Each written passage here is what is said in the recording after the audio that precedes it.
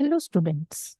बच्चों, आज हम कार्बन एंड इट्स कंपाउंड्स का, कार्बन और उसके यौगिक का क्लास 10th का जो चैप्टर है हमारा, उसका सेकंड पार्ट करेंगे। फर्स्ट पार्ट में मैंने आपको अपर रूप के बारे में बता दिया था कि उसके दो अपर रूप होते हैं। अब हम आगे चलते हैं। तो आज हम पढ़ेंगे कि कोवेलेंट बॉन्ड क्या होते हैं, यानी कि सहसंयोजी आबंध किसे कहते हैं। अब ये भी बात मैंने आपको पहले ही बताई थी कि कार्बन जो है उसकी संयोजकता जो होती है बच्चों कितनी होती है? 4। कार्बन की संयोजकता कितनी है?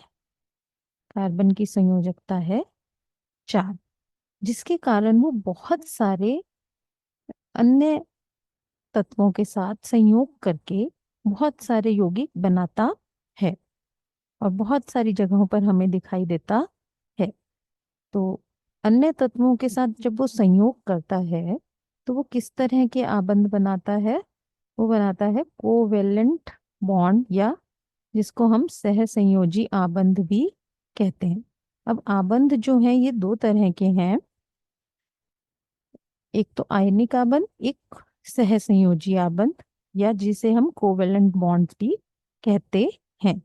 सहसंयोजी आबंध जो होते हैं बच्चों, ये ज- ये जो है दो अणुओं के बीच, दो तत्वों के बीच जो है इलेक्ट्रॉन के शेयरिंग से बनते हैं। यानी कि इलेक्ट्रॉन जो है उसके एक युग्म की साझेदारी से जो आबंध बने उसे हम सहसंयोजी आबंध कहते हैं।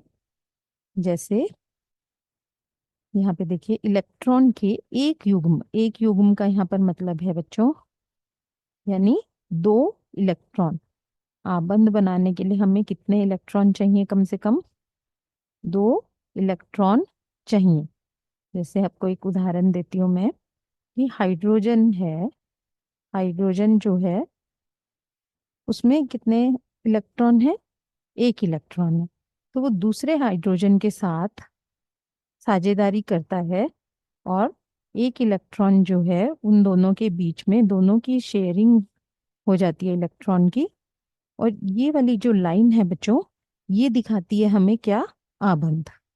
यानी इनके बीच में शेयरिंग हुई और आबंध बना। तो अब ये जो है स्थिर हो गया और यहाँ पर ये हमारे क्या मिल गया? H2, यानी कि हाइड्रोजन गैस। H2 हमें मिल गया। और इस तरह के जो आबंध होते हैं जिसमें कि इलेक्ट्रॉन का स्थानांतरण नहीं होता, क्योंकि आयनिक आबंधों में इलेक्ट्रॉन का स्थानांतरण होता है, लेकिन इस तरह के आबंध में इलेक्ट्रॉन का कोई स्थानांतरण नहीं होता, इसे हम सहसंयोजी आबंध कहते हैं। जैसे यहाँ पे मैंने आपको अभी हाइड्रोजन का उदाहरण दिया। अब यहाँ पर भी आप देख सकते हैं कि हम इसे इस तरह भी दिखाते हैं। यानी कि हाइड्रोजन जो है उस दोनों हाइड्रोजन का एक एक इलेक्ट्रॉन है, एक इलेक्ट्रॉन इस हाइड्रोजन का, दूसरा इसका, और दो इलेक्ट्रॉन यानी एक युग्म, एक पेयर बन गया यहाँ पे इलेक्ट्रॉन का। और इस पेयर को ही हम इस लाइन द्वारा दर्शाते हैं। यानी ये एक लाइन जो है आपकी, ये क्या दर्शा रही है? एक युग्म इलेक्ट्रॉन का दर्शा रही है। तो इस तरह बनने वाले आबंधों को हम आयनिक आबंध कहते हैं। इस तरह का ही आबंध हमें ऑक्सीजन में भी देखने को मिलता है बच्चों। और ऑक्सीजन में, क्योंकि देखिए दो युग्म जो हैं इलेक्ट्रॉन के, एक पेयर ये हो गया और एक पेयर ये हो गया, यानी दो पेयर जो है साझेदारी कर रहे हैं, इसलिए ये द्विआबंध बनाता है। ऑक्सीजन में आपको किस तरह के आबंध दिखाई देंगे? द्विआबंध। यानी इसको हम इस तरह से शो करेंगे, क्योंकि यहाँ पर दो पेयर इलेक्ट्रॉन के जो है वो साझेदारी कर रहे हैं। जैसे यहाँ पर आपको मैंने यहाँ पर भी बनाकर दिखाया है। और क्या मिल जाएगा हमें? O2, यानी कि ऑक्सीजन गैस। आप इसको इस तरह से लिखते भी हैं हमेशा, O2। तो ये भी कैसा आबंध है बच्चों? सहसंयोजी आबंध है, लेकिन यहाँ पर ये क्या है? डबल बॉन्ड या द्वि आबंध है।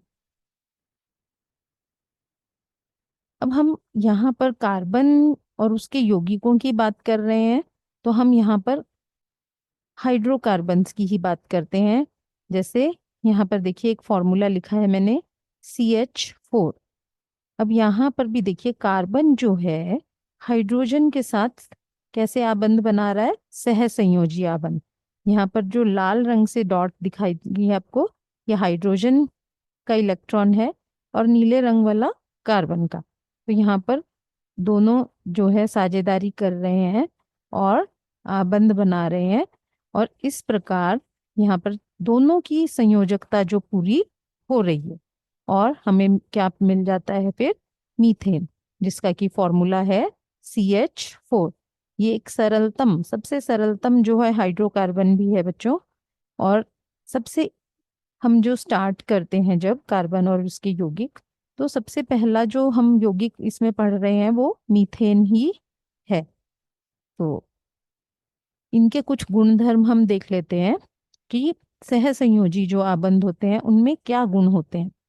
जैसे सहसंयोजी आबंध जो होते हैं, इनके बीच में, इनके अणुओं के बीच प्रबल आबंध होता है। इनके बीच, इनके अणुओं के बीच कैसा आबंध होता है बच्चों?